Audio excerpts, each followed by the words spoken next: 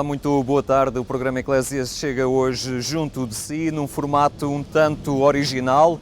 Hoje é dia de Santo António e, como tal, encontramos-nos aqui, junto à sede de Lisboa, ao lado da Igreja de Santo António. Nos próximos minutos, vamos então percorrer um itinerário antoniano à descoberta deste santo português que viveu grande parte da sua vida também em Itália, em Pádua, e que foi considerado um santo de todo o mundo. Nos próximos minutos vamos ficar então com Santo António de Lisboa.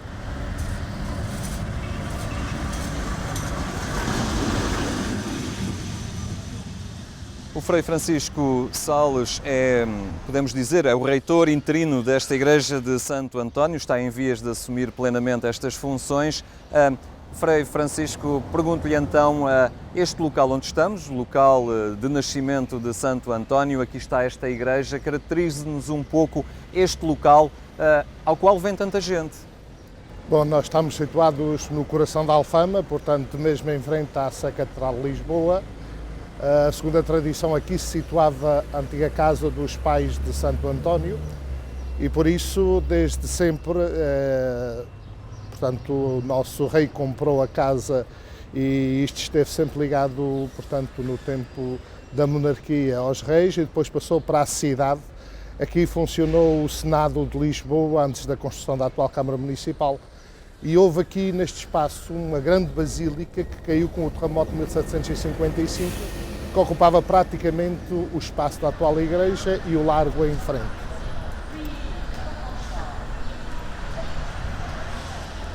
Entrando na Igreja de Santo António, deparamos com a dimensão socio-caritativa. Este pão de Santo António, Frei Sales, é logo aqui, subindo os primeiros degraus desta igreja, que salta à vista esta dimensão de solidariedade também e de atenção aos mais fracos. Sim, é uma tradição já muito antiga na Igreja de Santo António, portanto, porque a questão do pão de Santo António já vem dos finais do século XIX e os franciscanos sempre nas suas igrejas criaram esta espécie quase do tipo Caritas, usando esta expressão franciscana, através desta devoção do pão de Santo António. Aqui na nossa igreja nós temos, de facto, esta tradição muito enraizada. São muitos os peregrinos e benfeitores que nos ajudam, porque nós fazemos uma distribuição. O pão é o símbolo, mas também damos, portanto, uma boa quantidade de pão aos pobres. E hoje, com alimentos que são comprados com o dinheiro que os nossos benfeitores e os peregrinos deixam especificamente para os pobres, portanto fazemos uma distribuição 2 vezes por semana, às segundas e sextas-feiras da parte da tarde, e neste momento são à volta de 130 famílias que estão a beneficiar da nossa ajuda. Portanto, procuramos chegar aos mais pobres, portanto, aqueles que mais precisam, e depois também com esta questão de carência optamos por fazer também uma recolha de roupa e outros bens que não são alimentares, para poder também ajudar os pobres que nos procuram.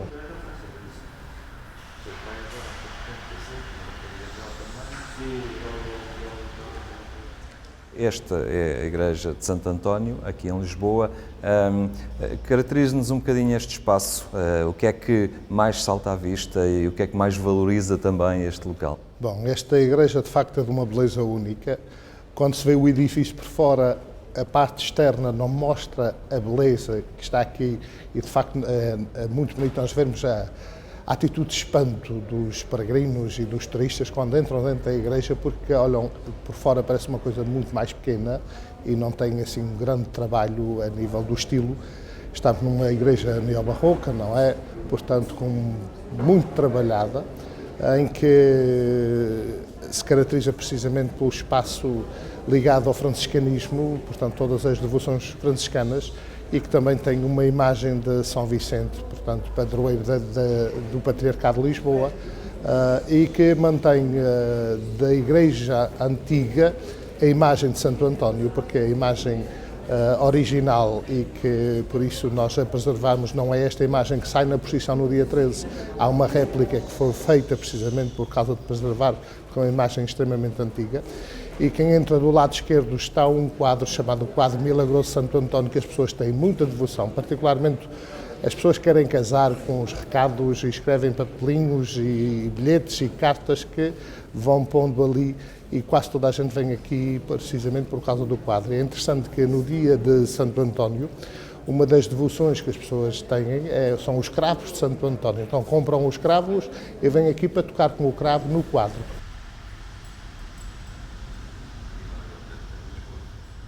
Nós estamos perante a relíquia do corpo de Santo António, que é a maior relíquia que existe do seu corpo, que está fora de Pádua.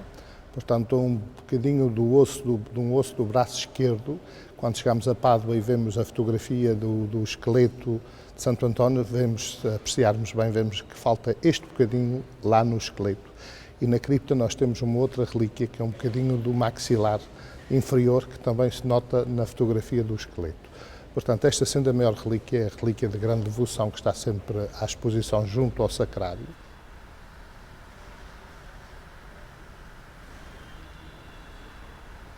Segundo a tradição, foi este o local exato onde Santo António nasceu. Aqui se situava o quarto da casa onde ele nasceu. Portanto, é um local de peregrinação, um local onde toda a gente que vem a Santo António vem aqui rezar. Até o próprio Papa João Paulo II, quando visitou Portugal em 1982, apesar de não estar no programa, pediu especificamente que queria vir a Santo António, queria vir rezar no sítio onde ele nasceu. Ele aqui esteve, portanto, abençoando também este local, uma vez que ele foi canonizado. É uma cripta muito pequena, um espaço muito pequeno, que depois às vezes torna-se complicado com o movimento de peregrinos, particularmente nas alturas das festas, quando há maior movimento de turismo, mas que, portanto, possivelmente por esta simplicidade e essa singeleza, sentimos que toca ao coração das pessoas. Portanto, acho que é dos locais bonitos e onde a pessoa faz verdadeiramente uma experiência única ao sentir-se que está no lugar onde nasceu Santo António, porque é de facto o santo mais conhecido e mais famoso do mundo inteiro, e não é só no mundo cristão, que até mesmo entre os hindus e os muçulmanos são dos santos venerados por eles.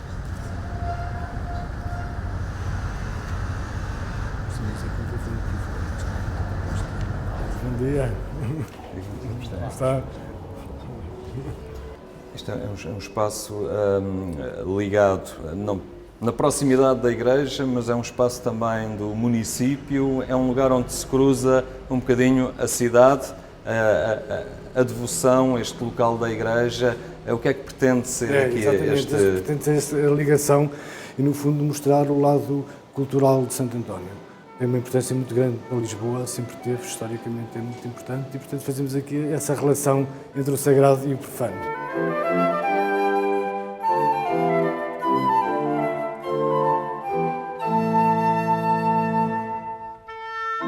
Este primeiro núcleo do Museu de Santo António pretende contar um pouco a história de vida de Santo António.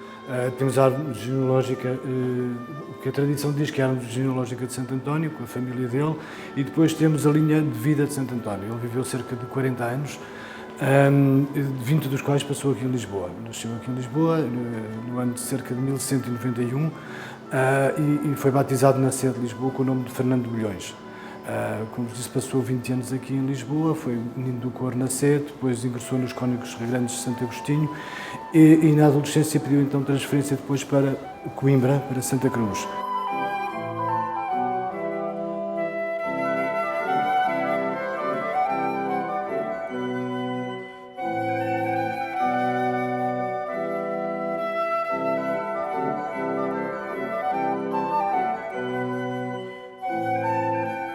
Aqui neste núcleo temos uma área multimédia, onde temos aqui alguns vídeos antigos relacionados com a tradição de Santo António. Por exemplo, esta é a tradição dos tronos, aqui em Alfama, com a representação de quadros vivos dos milagres de Santo António, muito conhecidos. Temos também aqui a procissão de Santo António, em meados do século XX, onde surgem os pendões que temos agora aqui no museu, que já não participam na procissão, e que estão aqui em exposição no Museu de Santo António.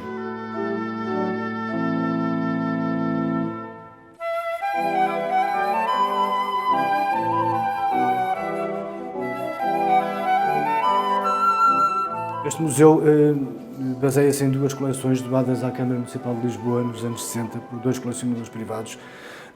E eles próprios, os colecionadores de peças de Santo António, muitas vezes queixam-se que são obsessivos na recolha de objetos com a imagem de Santo António. E aqui é uma pequena homenagem a estes colecionadores antonianos.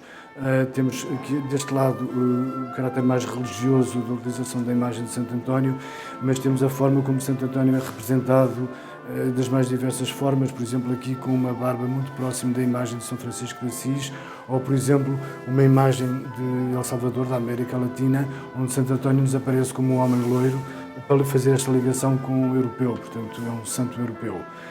Temos aqui algumas curiosidades, como por exemplo esta pagela em que a rapariga, uma pagela espanhola, em que a rapariga pede a Santo António que lhe arranje um marido, que não quer um namorado, quer um marido, esta ideia do Santo António casamenteiro. Ou por exemplo esta pagela também francesa, do início do século XX, em que a Gioconda foi roubada do Museu do Louvre e andavam à procura do quadro, não conseguiam encontrá-lo, e então fizeram esta pagela a pedir a Santo António que ajudasse a polícia a encontrar o quadro, dentro desta ideia de Santo António que encontra os objetos perdidos. E de facto o quadro depois apareceu mais tarde.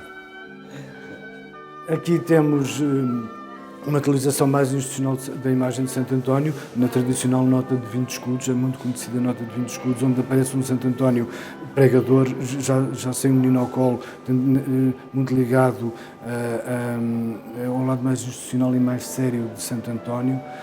Também tem a ver com a época em que foi feito, porque Santo António foi tornado santo em 1946 e, portanto, havia esta vertente mais institucional e mais séria de Santo António, menos popular, e, portanto, temos aqui esta imagem. Temos também aqui a lotaria de Santo António, uma lotaria que sempre existiu relacionada com o Santo António neste período de junho, e depois uma vertente mais comercial da utilização da imagem de Santo António na pastelaria de Santo António, nos cigarros antoninhos, ou, por exemplo, na cevada moída, ou no pão de ló de Figueiró dos Vinhos.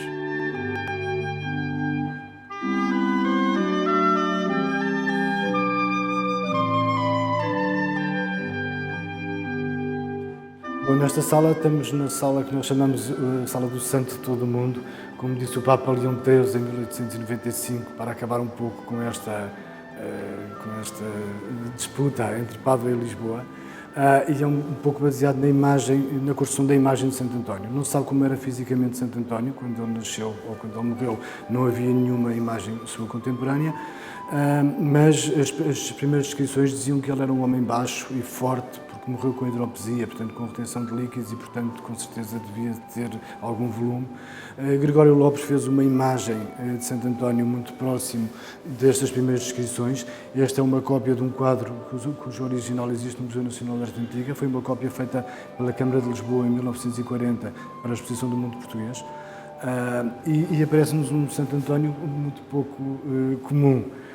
Porque, de facto, a imagem de Santo António vai se desenvolver muito próximo da imagem de São Francisco de Assis, um homem magro e franzino, e, portanto, temos aqui uma imagem de São Francisco de Assis ao lado da imagem de Santo António, para vermos esta relação um com o outro.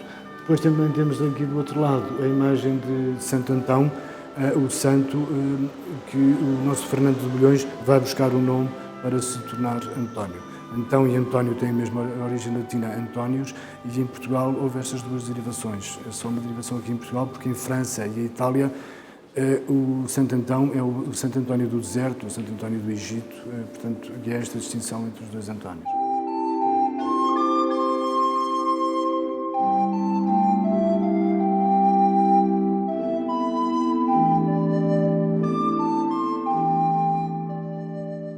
Aqui nesta vitrine temos umas peças relacionadas com a extraordinária carreira militar de Santo António. A partir do século XVI, a imagem de Santo António é listada no exército português como se de um soldado vivo se tratasse. E isto acontece tanto aqui em Portugal continental, como no Brasil, em África e mesmo em Macau. Aliás, temos aqui uma folha de vencimento em 1812, em que o Senhor Santo António era capitão do regimento e recebia 15.000 reis por mês.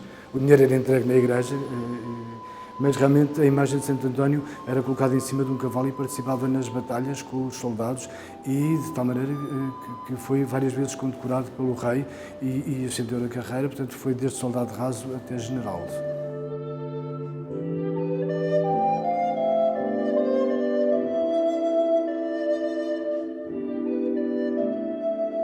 Santo António revelou-se como um grande pregador e foi aí que ele ficou muito conhecido em Itália e no sul de França, nos seus sermões que praticava contra as heresias que se desenvolveram nessa altura. De tal maneira que os frades, seus contemporâneos, pediram para ele deixar escrito algumas regras para poderem construir eles próprios também os sermões. E Santo António vai fazer 2 livros, um deles vai deixar inacabado porque morre entretanto, mas infelizmente estes livros que ele escreve são instruções para a construção de sermões, para ensinar os outros frades a prepararem os seus sermões e não transmitem aquele calor e aquela eloquência que com certeza Santo António tinha para atrair tanta gente. Mas os escritos que deixam vão influenciar muitos frades que vão ao longo dos vários séculos inspirar-se muito em Santo António.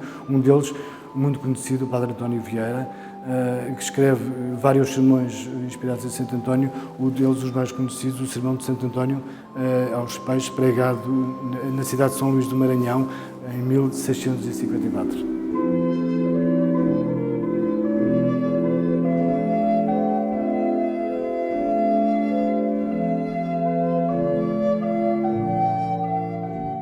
Estamos na sala Santo Antoninho de Porei, é um adágio popular, quando as pessoas querem guardar uma coisa muito bem guardada e que gostam muito, dizem Santo Antoninho de Porei, e esta sala é mais dedicada às tradições populares de Santo António. Santo António, para além de um grande pregador, distinguiu-se também como um grande taumaturgo, e os milagres dele são representados de inúmeras formas, em painéis de azulejos, registros de azulejos, ou em peças de cerâmica, pinturas, gravuras, pendões e por aí fora. Temos aqui muitos dos milagres representados e os mais conhecidos, o milagre da aparição do Menino Jesus, ou o milagre do Sermão aos Peixes, o milagre de salvar o pai da forca, o milagre da mula. Portanto, são várias representações que temos e que os barristas populares portugueses sempre pegaram neste tema.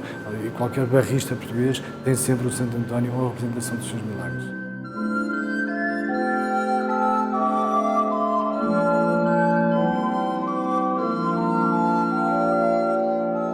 O sinal importante do poder de intervenção de Santo António e do que as pessoas pediam são os ex-votos que surgem e que nós temos aqui alguns no museu. Temos, por exemplo, o grande ex-voto, ou uma representação do maior ex-voto a Santo António, que é a Basílica de Mafra, o convento de Mafra, que foi construído como um voto de Dom João V, que não conseguia descendência masculina, e então prometeu a Santo António que lhe construía uma igreja se tivesse descendência masculina, o que aconteceu, e portanto ele construiu a grande Basílica de Mafra. Mas depois temos outras representações, por exemplo aqui estes ex-votos, estas placas de madeira votivas, onde normalmente a pessoa desenhava a intervenção do santo e descrevia o milagre que tinha ocorrido.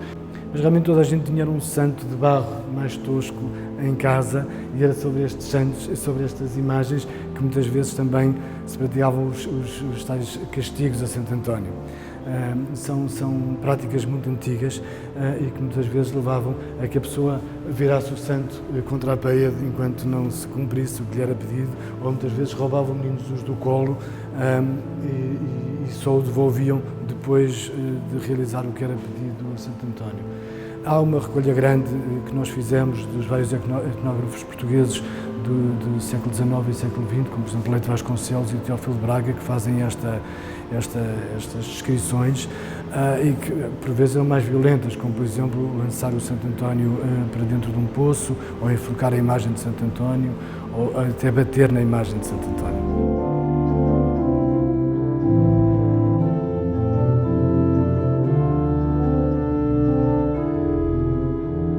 Neste período de junho celebramos os Santos Populares e temos aqui então nesta vitrine os 3 Santos Populares que se celebram neste mês. Começa com as festas de Santo António, 13 de junho, depois 24 de junho São João e terminam com o São Pedro, a 29 de junho. Sendo que aqui o santo mais importante para as celebrações é de facto São João, porque a data de São João marca o solstício de verão e vem cristianizar as festas do solstício de verão, são umas festas muito antigas. Até o São João os dias estão a crescer, a partir de São João os dias diminuem até ao Natal, em que nasce a luz do mundo, nasce Jesus, e portanto é o solstício de inverno e os dias começam a crescer até ao São João, e portanto é este ciclo anual que estamos aqui a celebrar. Temos aqui vários símbolos da festa que ficaram em Lisboa, por exemplo, o manjerico, que é uma planta que o rapaz deve oferecer à rapariga, sempre com um cravo e com uma quadra alusiva ao amor, e portanto é o rapaz que oferece à rapariga este lado do namoro. Temos também os roxinóis, que são estas ocarinas, estes apitos que são muito antigos, aqui em Lisboa chamam-se roxinóis, porque são os apitos que se mete água lá dentro e depois faz um som de pássaro, e era comum as crianças, a partir de finais de maio, percorrerem as ruas de Lisboa a apitar estes roxinóis, era quase um prenúncio das festas que iam começar. Temos também o tradicional pãozinho de Santo António, é um pão que é distribuído nas igrejas de Santo António nesta altura e que diz a tradição que deve ser guardado de um ano para o outro para que não falte alimento em casa. Acabamos ali também com o trono de Santo António, os tais tronos que as crianças erguiam às portas de casa para pedir o tostãozinho de Santo António para depois entregar aqui na igreja. Essa tradição ficou e continua muitas vezes. O Leite Vasconcelos fala também que muitas vezes essa moeda que era oferecida era furada e usada como amuleto e, portanto, os homens coziam no interior dos casacos, as senhoras usavam pendurado ao pescoço ou muitas vezes eram cozidas nos berços para a proteção dos bebés.